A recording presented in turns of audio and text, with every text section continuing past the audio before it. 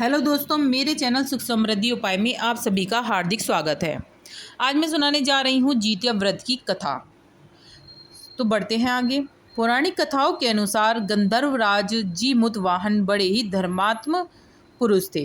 वह युवावस्था में ही राजपाट छोड़कर वन में पिता की सेवा करने चले गए थे। एक दिन भ्रमण करते हुए उन्हें नाग माता मिली।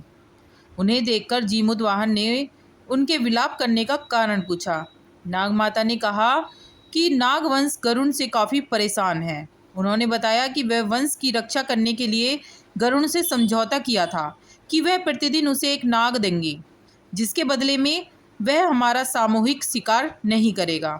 इसी बात को रखने के लिए नाग माता के पुत्र को गरुण के सामने जाना पड़ रहा है। नाग माता की बात सुनकर जीमुतवाहन ने नाग माता को वचन दिया कि वह उनके पुत्र को कुछ भी नहीं होने देंगे और वह उनके जीवन की रक्षा करेंगे। तभी जीमुतवाहन ने नाग माता के पुत्र के जगह कपड़े में खुद को लपेटकर गरुण के सामने खुद को पेश किया, उसी जगह पर जहां गरुण आया करता था। कुछ ही देर में गरुण वहां पहुंचा और जीमुतवाहन को अपने पंजे में दबाकर पहाड़ की तरफ उड़ना शुरू कर दिया। गरुण को उड़ते समय कुछ अजीब सा महसूस हुआ। उसने सोचा, इस बार सांप की हमेशा की तरह चिल्लाने और रोने की आवाज़ क्यों नहीं आ रही है। यह सोचकर गरुण तुरंत कपड़े को हटाना शुरू किया।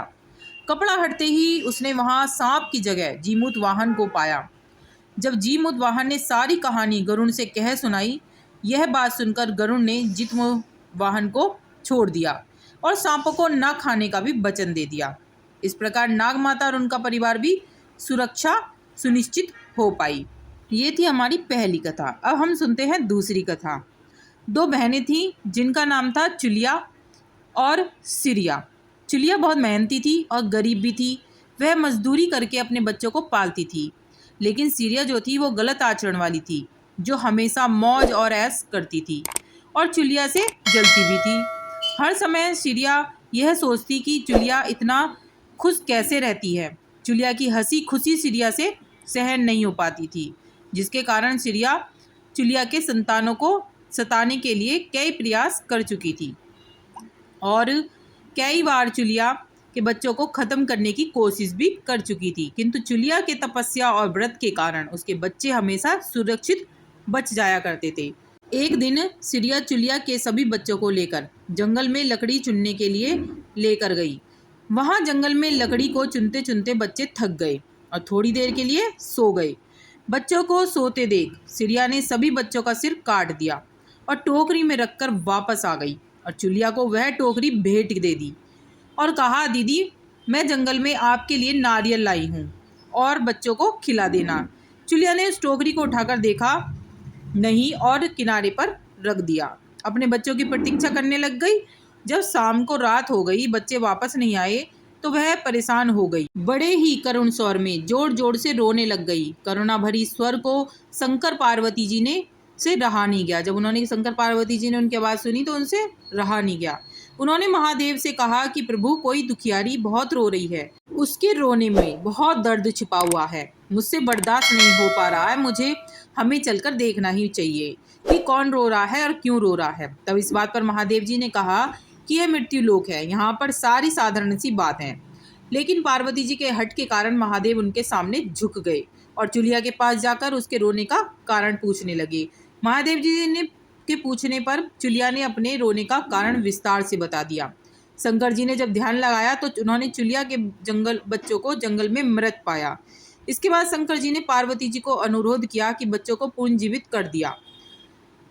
बच्चे नींद में से उठकर मौसी को ढूंढ रहे थे, किंतु मौसी वहां नहीं थी। बच्चे डर कर घर आ गए और मौसी के सारे कार्य माँ के सामने बता दिए। यह सब सुनकर चुलिया सिरिया के पास जाकर लड़ने लगी कि तुम मेरे बच्चों को जंगल में क्यों अकेला छोड़ आई। दोनों बहनों में लड़ाई शुरू हो गई और यह लड़ाई 7 दिन 7 रात तक चलती रही, किंतु इस लड़ाई का कोई हल नहीं निकला। उसके बाद दोनों ने उस जंगल में एक तपस्वी को घटना सुनाई। घटना को सुनने के बाद तपस्वी ने दोनों को आदेश दिया कि तुम दोनों जाकर पास में खेल रहे बच्चों को बाल से पकड़कर घसीटते हुए मेरे पास लेकर आ जाओ। उसके बाद निर्णय करूंगा। चुलिया बच्चों की माँ थी, उससे बच्चों की पीड़ा देखी ना जा सकी। उसने महात्मा के वचनों का पालन नहीं किया, लेकिन सिरिया दौड़ती हुई गई और खेलते हुए बच्चों को बाल से पकड़कर खींचकर ले आई। जिसके बाद तपस्वी ने श्रेया को यह श्राप दिया कि हर जन्म में इसी प्रकार तू सदैव जलती रहेगी और दुखी होती रहेगी। जो महिला किसी बच्चे की पीड़ा और माँ की ममता को नहीं जानती, जीवन भर धरती पर दुख भोगती है। वीडियो उपयोगी लगे तो लाइक सब्सक्राइब जरूर करना, जिससे आगे वीडियो मिलती रहे, और कमेंट में जय माता दी जरूर लिखना।